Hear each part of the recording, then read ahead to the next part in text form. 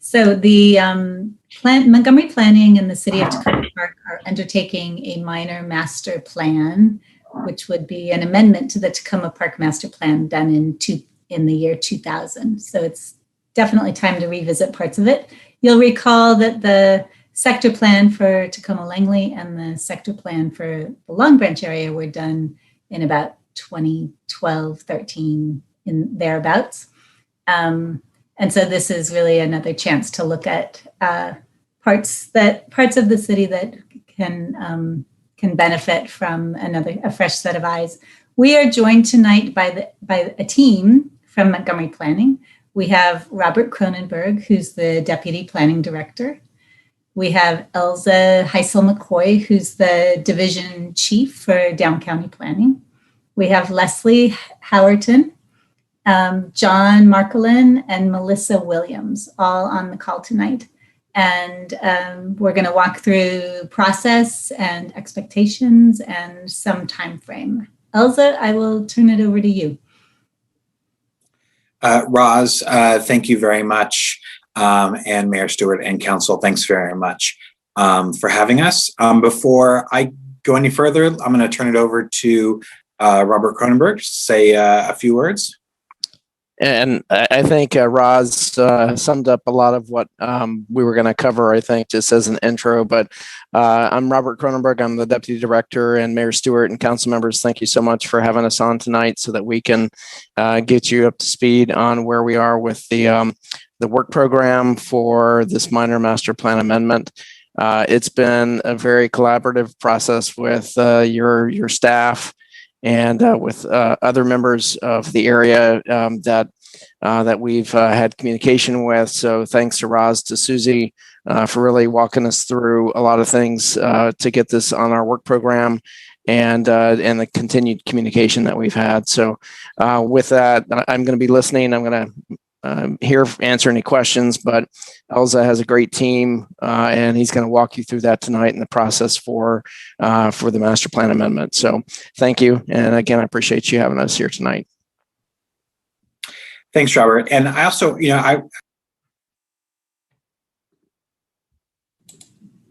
Elza, you're muted. Sorry, thank you.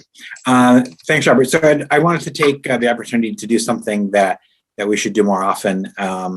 And that is to thank Roz Grigsby for us at planning. I've been working with Roz for probably 10 years, and she's great to work with and is always looking for a way to move things forward and a way to get the information where it needs to be. So I just wanted to thank her for all of her efforts, and we look forward to working with her as the plan unfolds and other Takoma Park projects are moving along. So as Roz said, Elza Heisel-McCoy, I'm the chief of the Down County Planning Team, also Ward 1 resident, and I'll be sort of assisting, providing insights and recommendations. The core team is going to be Leslie Howerton, who is our master plan supervisor. She's going to be the main point of contact with Roz for the sector plan effort.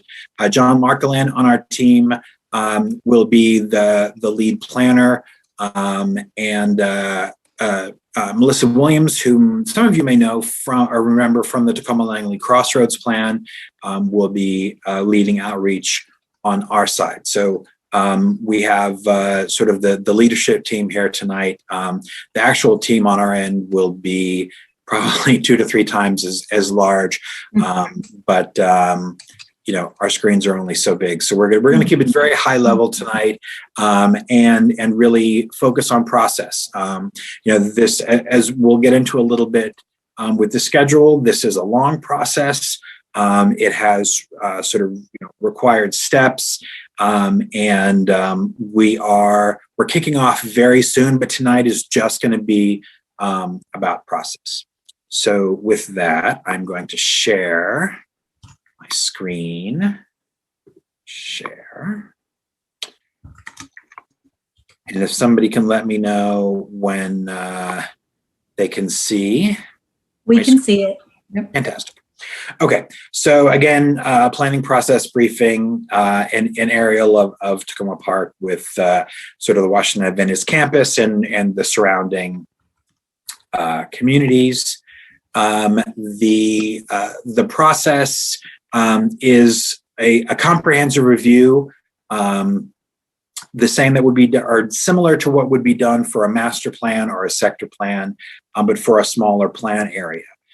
Just in terms of nomenclature, master plans tend to cover larger areas. So the city of Takoma Park, that's the Chevy Chase area. Sector plans are generally used to define smaller areas. The central business district for Silver Spring, the Silver Spring downtown and adjacent communities plan will be a sector plan. And then a minor master plan amendment is sort of an even smaller area than that. And so we've done them up county, in the down county area. So down county, we used to be called Area 1. I think maybe the last time we came to you, we were Area 1. When we moved to Wheaton, we rebranded. So we're now the down county team, which covers everything inside the Beltway. We did a minor master plan amendment for the Bethesda Purple Line Station. So it's the same process, but given the smaller area, the timeline is somewhat compressed. And so that involves presentation to, consultation with, and approval from, for this project, the city council, the planning board, and then ultimately the county council, who has ultimate authority to approve master and sector plans and the associated zoning changes that could come with it, whether they're zoning map changes or zoning text changes. Those all are approved at the county council level, and I'll go through the schedule in more detail. Please, if you have questions, feel free to interrupt. So there will be a defined scope of work, which will be more about schedule, but then also the plan area boundary. So plan boundaries are required to be set for master sector, master plan amendments, and only those properties included within the plan boundary can be considered for zoning changes. However, I'll say that there is also a study area which is generally larger than the plan boundary, and that's used primarily for traffic, but it can be used for other things. Certainly, the demographic and other studies that we do are likely going to be larger than whatever the plan boundary is. But there will be a defined scope of work, and I'll talk a little bit more about that. And then, of course, focused public engagement. So I think the department has been working for a long time to find better and better ways of sort of meeting people where they are to participate in our process, and to particularly, I think generally, but also particularly of late, to sort of reach folks who may typically have not been included in the planning process. And so we've been doing it for the Silver Spring plan really all virtually, because we really started the bulk of that after the COVID lockdown. So why is this plan important? So it is important because state law requires comprehensive review of zoning and land use through the master plan process before any zoning changes can be made. The plan will assess the future needs of the Washington Adventist Hospital campus and the surrounding community. The plan will provide goals and recommendations for any future development. And as I said before, will be an open and transparent process. Can I ask a quick question? Please. To assess the future needs of the WA campus, who defines those needs? So there's a standard. So when we do the comprehensive review. We're looking at land use, we're looking at transportation, economics, demographics, environment, and we look at all of the sort of the base information, and then there's an extensive visioning process where we work with residents. In this case, we would be working with the folks who are, you know, the Washington Adventist folks, and city council, city staff. So the entire process is designed to get as much input and feedback on what those needs and expectations and sort of ideas for the future are.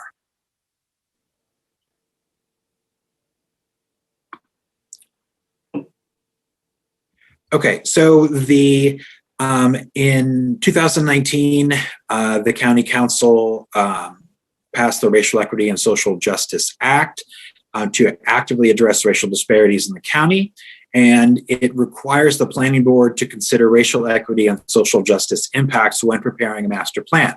So all of the plan process elements that I just talked about will all be implemented through a lens of equity, and I know that the city has its own similar ordinance, and so we will be building on that to make the best recommendations that we can.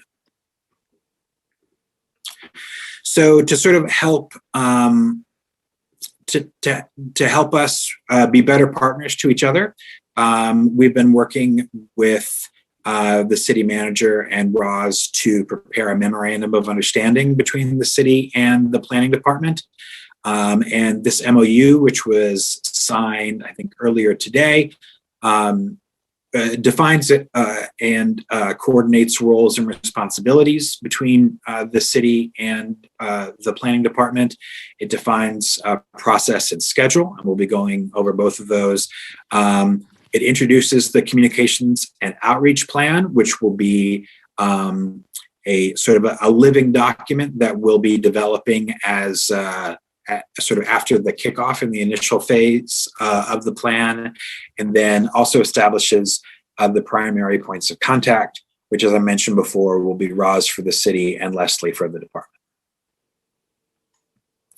So the roles, I tend to not like to have too much text on a slide, but I thought in this case it would be helpful. This is taken straight from the MOU for folks who may not have had a chance to read it, that under the MOU, the planning department will be the lead agency in the administration, engagement, development, quality assurance, and production of all the deliverables for the plan through all the phases of the planning process. And the city will provide support and collaborate in the engagement, development, quality assurance, and production of all deliverables for the plan.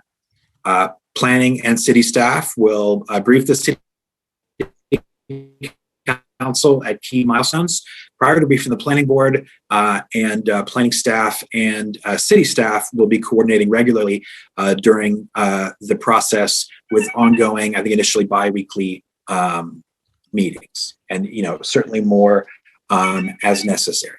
Can you give an example of a milestone? So that is an excellent question, and it leads right into this next table. So we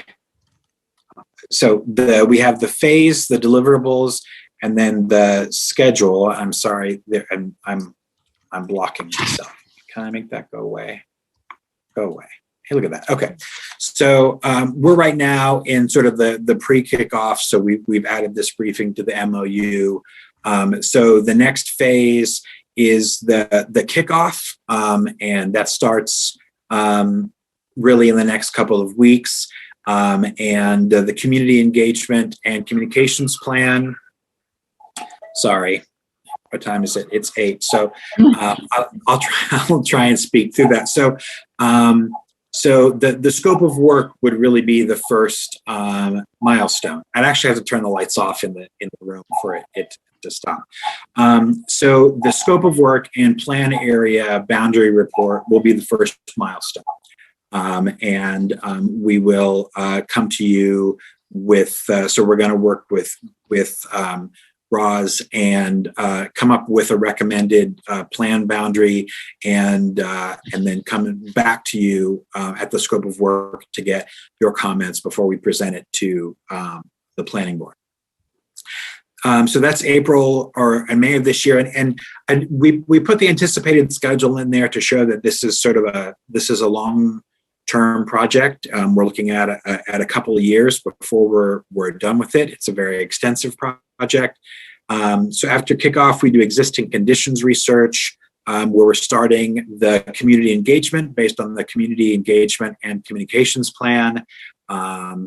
We'll do an existing conditions analysis report, and then present all of that. And you'll sort of see these next three pieces are common to sort of each phase, where in addition to getting input from the community and answering community questions, we present each of the sort of deliverables at the milestone. We present them to the community, and then to the city council, and then to the planning board. So that'll run more or less through the end of the year. Roughly starting in December through sort of the spring of 2020 will be the visioning and the visioning phase and development of preliminary recommendations. Again, more community engagement, so in existing conditions, we're sort of getting ideas of how people, sort of where people see the current situation for the plan area, and what they like about it and what they don't like about it, what they'd like to see, what they wouldn't like to see. And then in the community engagement for visioning, it's much more focused about, where are we looking for, new development or new parks or new schools or new whatever. It's the looking for the changes. That's really the focus of the community engagement and visioning and development of the preliminary recommendations. So we take the feedback that we get, and we'll put together a presentation of sort of what we heard and what our thoughts are in terms of preliminary recommendations, and again present to the community, to the city council, and to the planning board. Then the next step is the staff working draft plan. So if the visioning and preliminary recommendations presentation are more of an outline, in the staff working draft, we're actually working on the plan itself. So the background, all of the text, the background research, any information, the vision, the written out vision for the plan, so that there's an actual plan document that is then presented to the community, again, the council, and to the planning board. And then once we have the whole plan, then we have work sessions. And so we'll present to the city council and the planning board and have enough work sessions that sort of the city's issues have been addressed. And so, and similarly with the planning board, work sessions can focus on topic areas. They can, transportation or environmental recommendations or equity recommendations or land use recommendations or whatever they are, or they could focus on a geographic area. So there's flexibility, but the idea is to, look at the specific language in the plan, and if the city council or planning board want to make changes to the specific language, then that's done during that stage.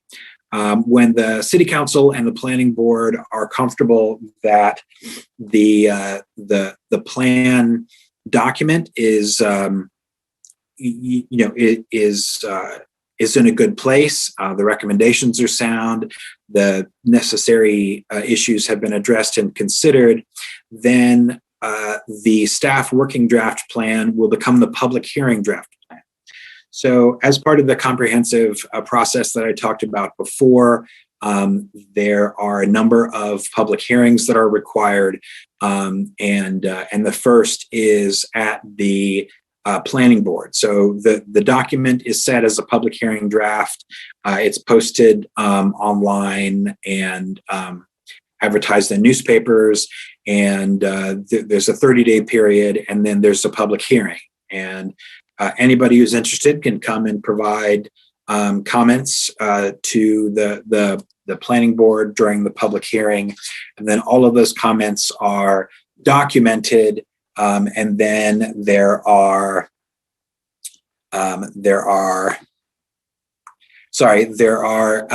more work sessions to address those comments, again, until the planning board is satisfied that all of the comments have been sufficiently addressed, and then the planning board, it becomes a planning board draft plan, which then goes to the county council.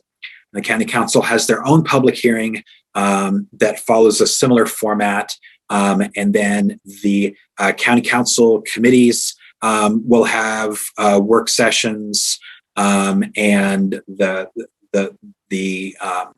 will propose changes, and then the full council will review, and then ultimately approve a minor master plan amendment document that meets everybody's needs. Once the county council approves the plan, then it is approved and adopted by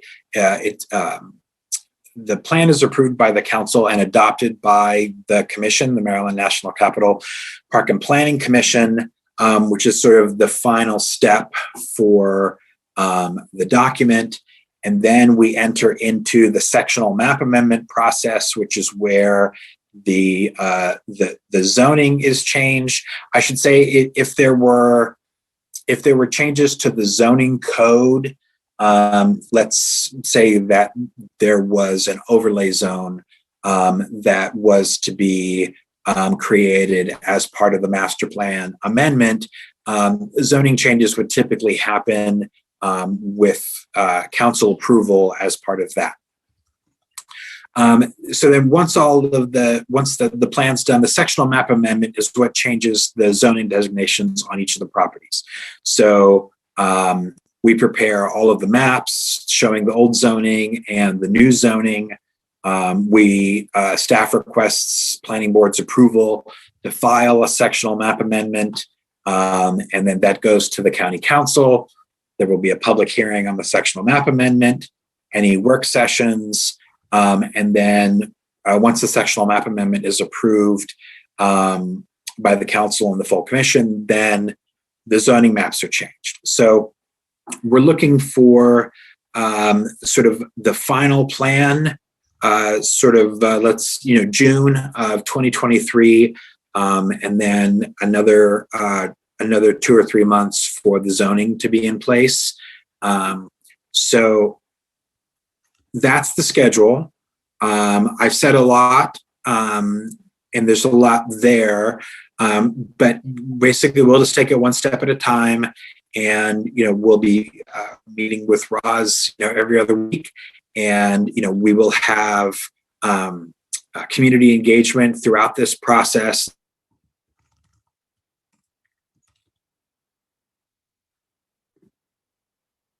Did he freeze for everybody? Yes.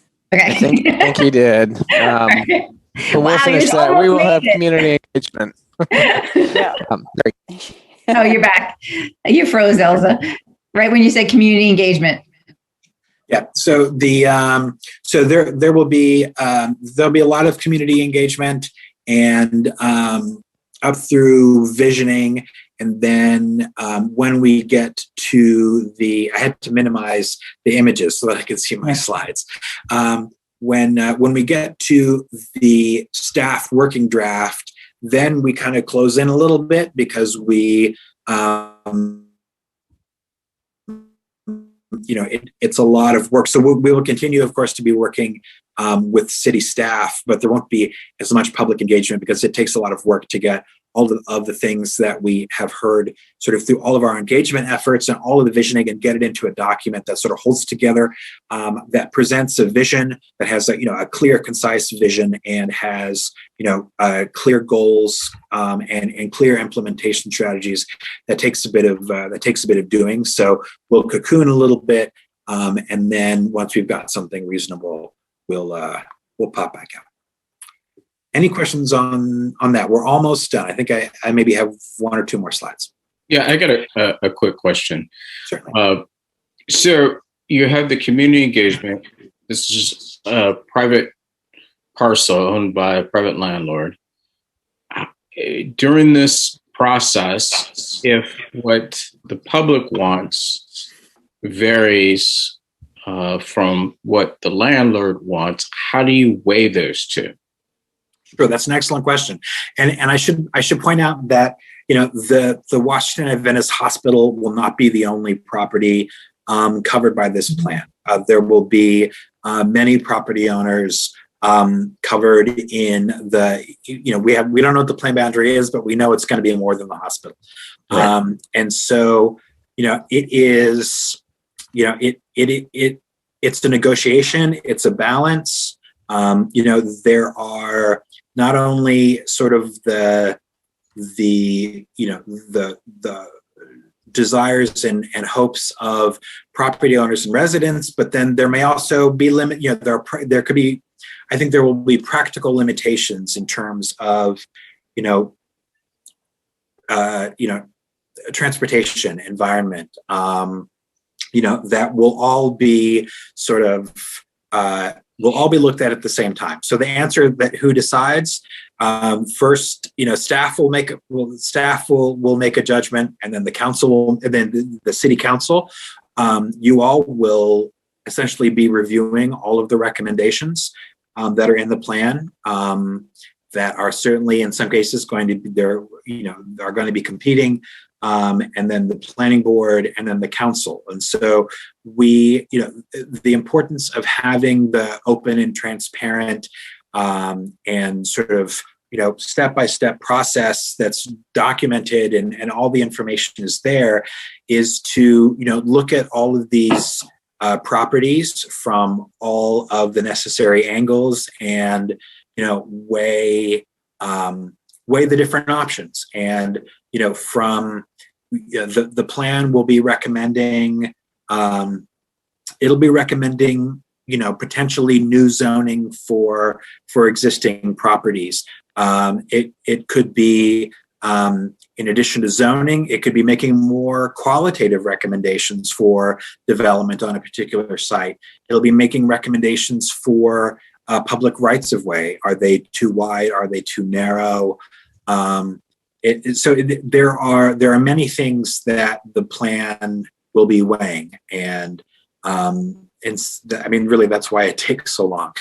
Is that there's a lot to process. And so, does that answer your question? Yeah, that's fine. And so, because it's a private landlord, do they have a special status in the process?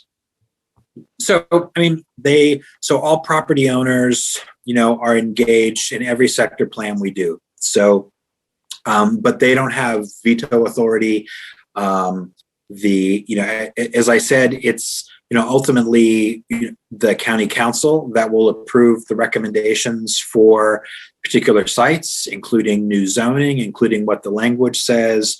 So, it's a political process ultimately. There's certainly sort of, there's the staff's best professional judgment and all of the analysis that we do, but there are also then policy priorities. So, we reach out to the property owners just as we reach out to the neighbors and residents to make sure that they're aware of what's going on, to make sure that they understand what's at stake. It's difficult to get zoning changed on a property if the zoning's not working for what they want to do. And if we're opening a section of the Takoma Park Master Plan, this is really the time to do it. So we do reach out to them so that they are aware of what's at stake. But in the process, we take everybody's thoughts and concerns into account. And then one final question. You talked about the environment as a bucket that you look at. Are you guys anticipating what climate change means, not today, but 5 years from now, 10 years from now, and how that could impact these parcels?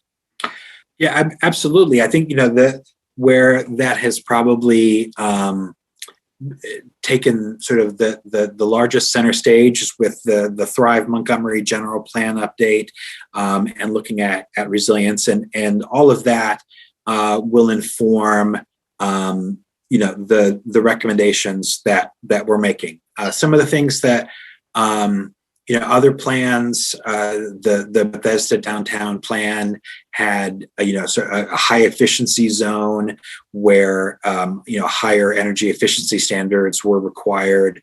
So there are a number of there are tree canopy recommendations, so that when developers come in to develop a site, the sector plan can have recommendations about tree cover, and so I think there are a lot of tools that are available to us, and we're always looking for more. So we will absolutely be taking that into account. I lied. I got one quick one. If the transfer of the property happens before the master plan is complete, and we suspect that will occur, can the university get some type of exception and exemption from the future master plan because they are an education institution? So, the sector plan recommendations are going to apply to the property sort of regardless of who owns them. The text may be specific to a particular use. I think if there are ways to provide flexibility. For example, in Bethesda, there's a single family neighborhood sort of on the southern end of the central business district, the Saks neighborhood, that was interested.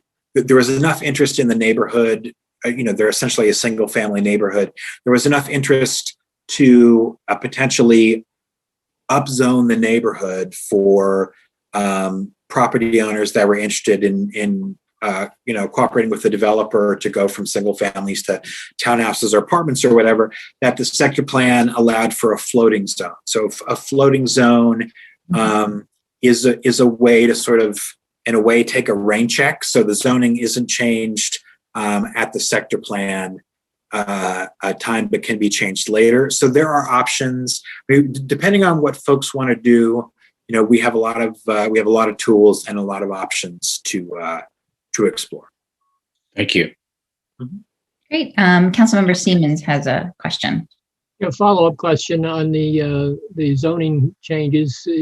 Zoning change can significantly increase or decrease the value of the property. I wonder, especially in the latter case, how that works. In the case of the Saks neighborhood? In the case of a neighborhood that is zoning is changed, it actually decreases the value of the property. Well, so in the case of the Saks neighborhood, I think the general assessment would be that if it was rezoned from single family to multifamily, that that could potentially actually raise the value, maybe not necessarily of the land, but of the improvements on the land. You'd make more money on a multifamily building than you would on 3 single family houses. There is a certain amount of economic analysis that is done. I think honestly, we focus on, and we have options, and I think the guidance from, when we get to that point, guidance from the city would be helpful, but we certainly look at demographic, economic information. We've also done studies to look at, if economic development is not happening in a master plan area. Then there can also be sort of economic studies that are related to exploring why that may or may not happen. So, the tools we have at the end in terms of property value are, the zone, the density that's permitted in the zone that's recommended, and the language in the plan. So if the density is a more quantitative assessment of what can be done on a site, its qualitative companion is the descriptive language of the recommendations in the plan. So it's very common to sort of go, particularly for larger properties, property by property, and say, this is what we're recommending for the new zoning to be, and this is why. And these are the kinds of things that we're trying to achieve by recommending this property or this zoning for this property. And Councilmember Siemens, this is Robert. To maybe add on to what Elza said, we don't really see too many situations where a property is downzoned. But what we have done and what we have seen through any zoning changes that occur in plans is that the zones that are put on those plans or on those sites and properties are a little bit more flexible in nature, meaning that there's more deference given to the market to say if they want to go with a commercial or a residential type of project for that site, we try to have a zone that would accommodate, because these plans can be 10 to 15 to 20 years before we touch them again. And so you need to have something that's going to be able to respond to the market conditions. So hopefully that answers, from Elza's, what he mentioned to you. And then I guess what I'm saying, hopefully that answers your question. Yes, thank you. And just one last question. I was on the committee for the last time the Takoma Park went through the master plan process, and it was an extremely large committee. And I just wonder if we have any, even though we haven't been through that planning process for a community, do you have a ballpark of what we might expect as far as how many people for a kind of a subset of a master plan that's this big? I'm sorry, when you say, so if I understand your question correctly, we in the past have had citizen advisory committees, and is that where it's sort of a smaller group of citizens?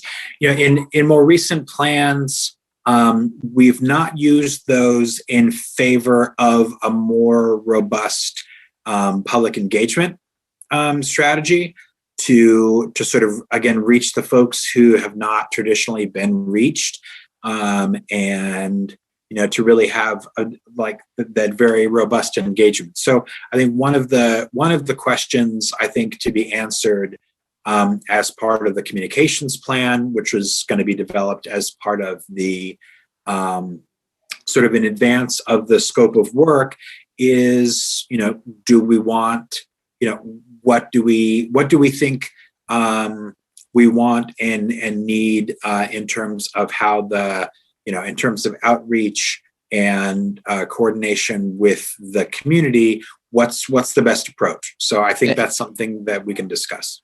And I think to add to that,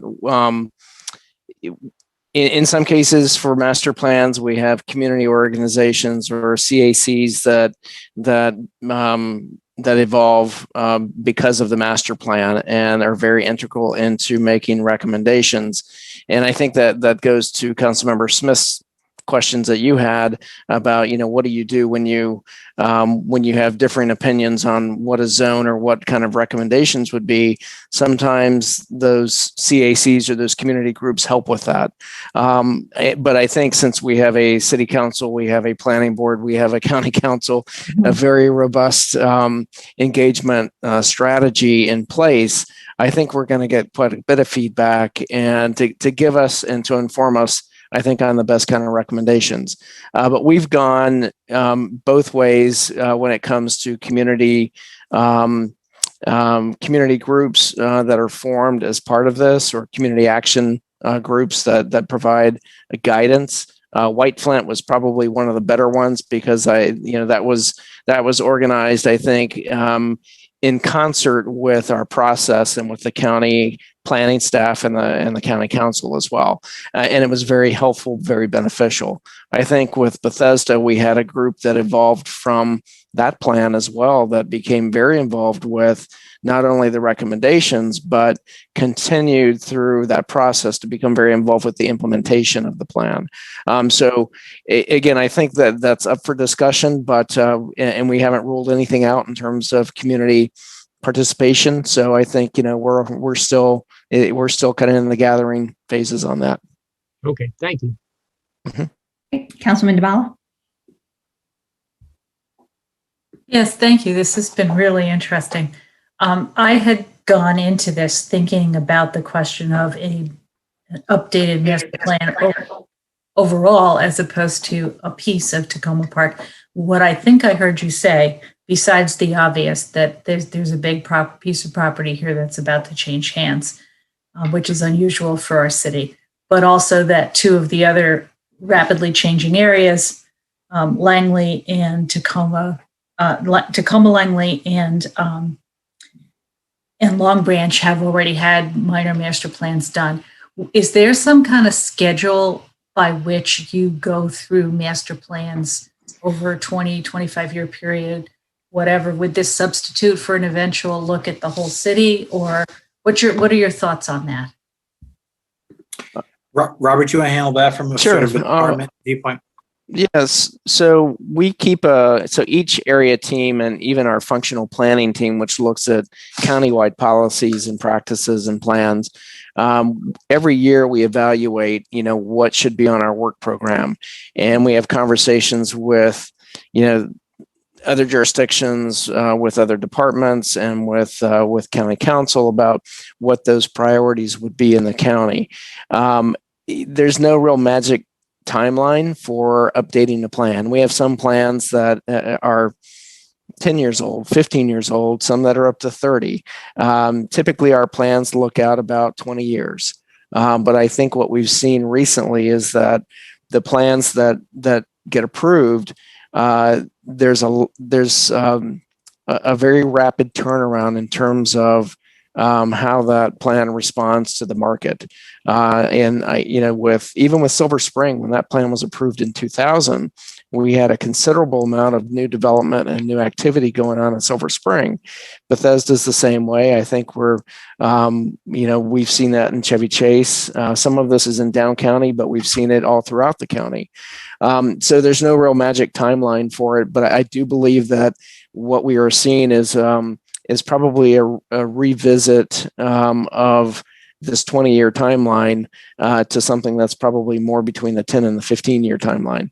But keeping in mind that it takes 2 years to get a plan through the process. So by the time you're done with that, the cumulative time after that is probably what we would be looking at.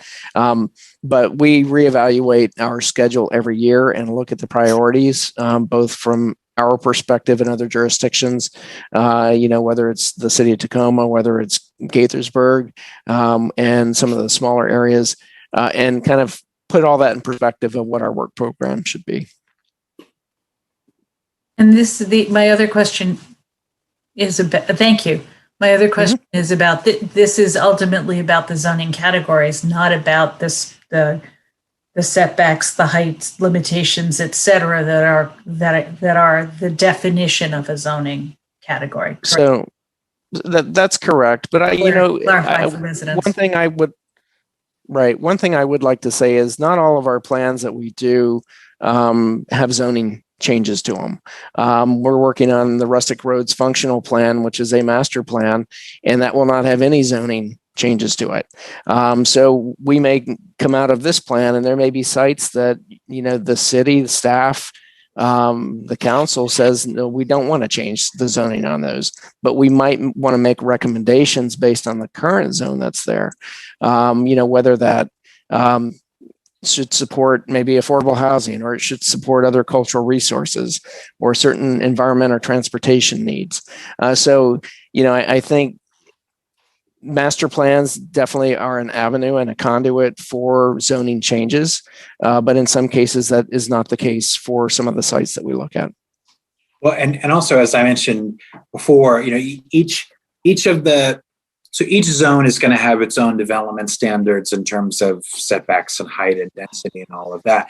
But the site-specific recommendations in the plan, you could have a large site that's recommended for density, and the sector plan could say that the site should also accommodate a park, or that the bulk of the density should be located along this major road or on that part of the site. So there is, even beyond the sort of the zoning designations and the requirements that are sort of part of that, the qualitative can really get fairly specific in terms of bigger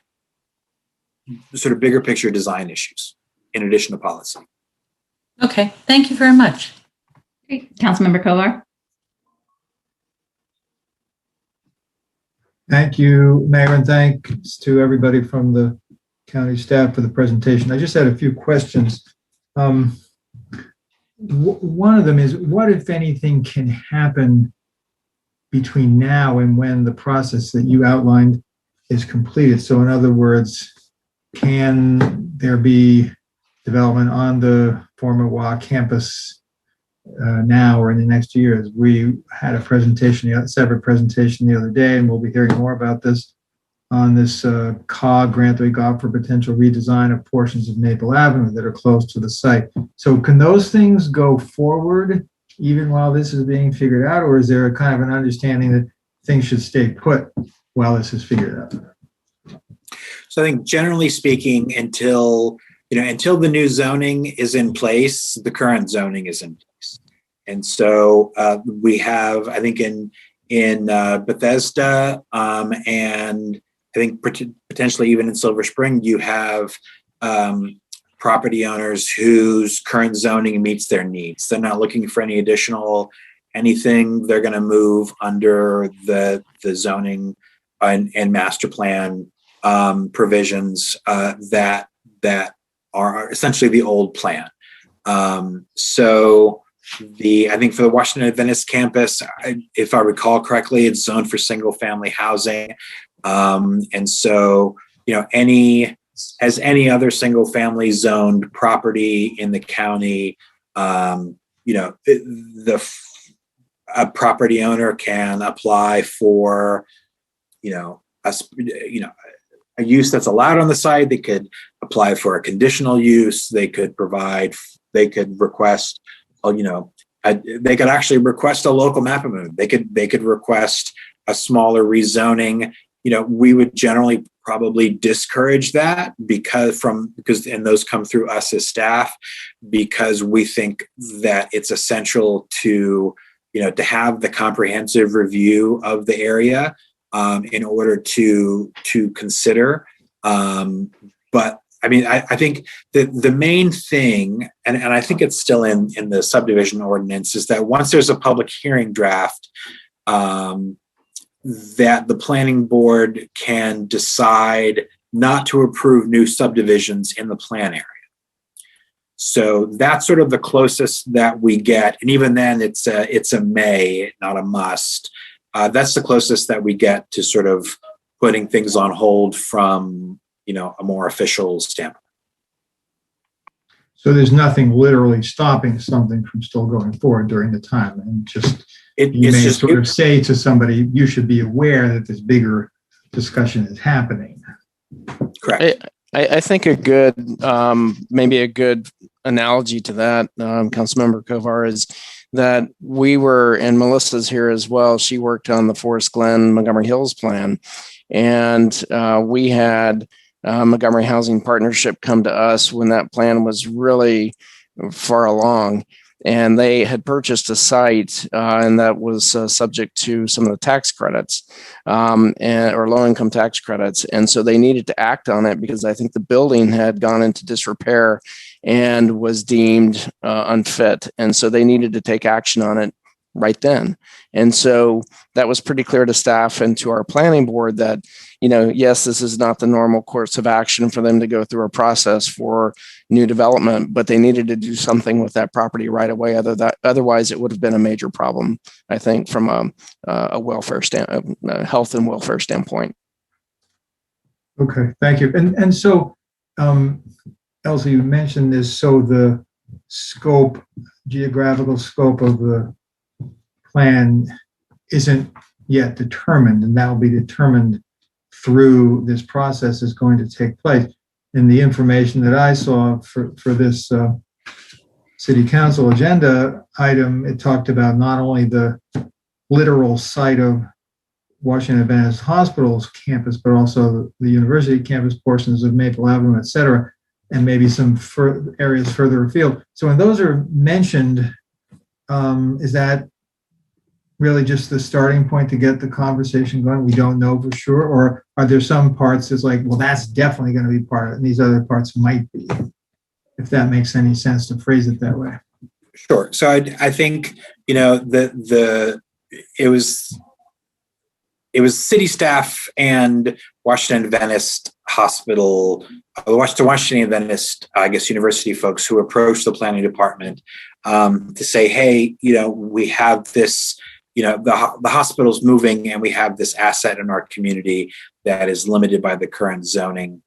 Would this be a candidate for this more comprehensive look? And so I think it's generally accepted that the Washington Adventist University and hospital campus would be part of the plan.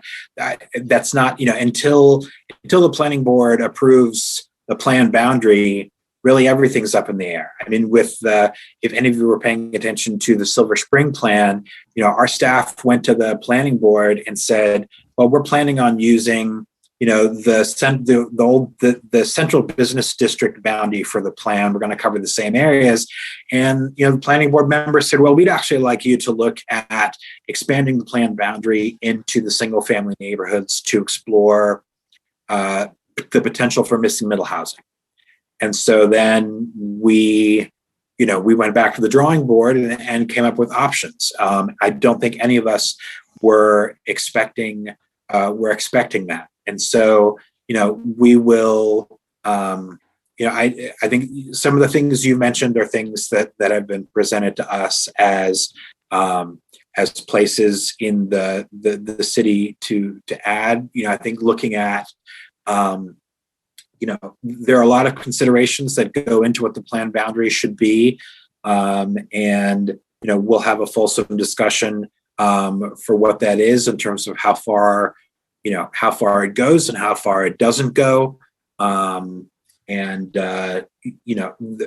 plans can have very broad scopes. They can have very narrow scopes. When I led the Chevy Chase Lake sector plan for the Purple Line station, and the plan boundary was drawn fairly tight around the station site. So there were a lot of single family communities that were not included in that. So I think there's a lot to consider and a lot to discuss there.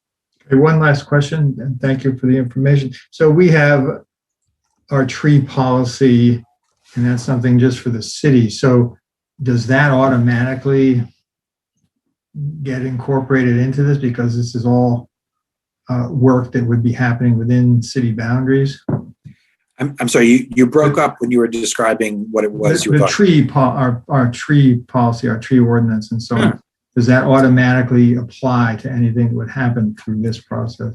I mean, so the city tree ordinance applies to any development project in the city, just as the state forest conservation requirements apply to any project in the state. So the sector plan, at least in my experience, generally won't it could in theory make general recommendations about changes to those, but those programs wouldn't be directly impacted by the sector plan. But the plan amendment could have goals that build on the city's tree policy in terms of expanding tree canopy, or other things maybe related to climate resilience. So I think those types of ordinances are going to be part of the discussion. They're certainly going to impact any development projects that come out, but they won't be directly impacted by the plan recommendations. Okay. Thank you. Appreciate it. Great. Not seeing any other hands up. Does anybody else have any questions? Yeah, I do have another question. Oh, sorry. In the presentation, you talked about economic development is a factor. So, people, whether it's a developer, business people, say that, Montgomery County over the last 10 years has not created any new jobs, right?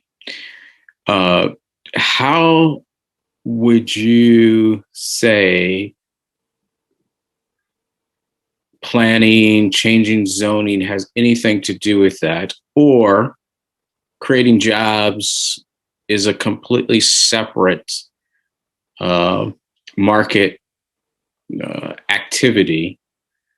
And another part of that is affordable housing, which people claim that that's something that zoning can be the silver bullet and help create all this affordable housing.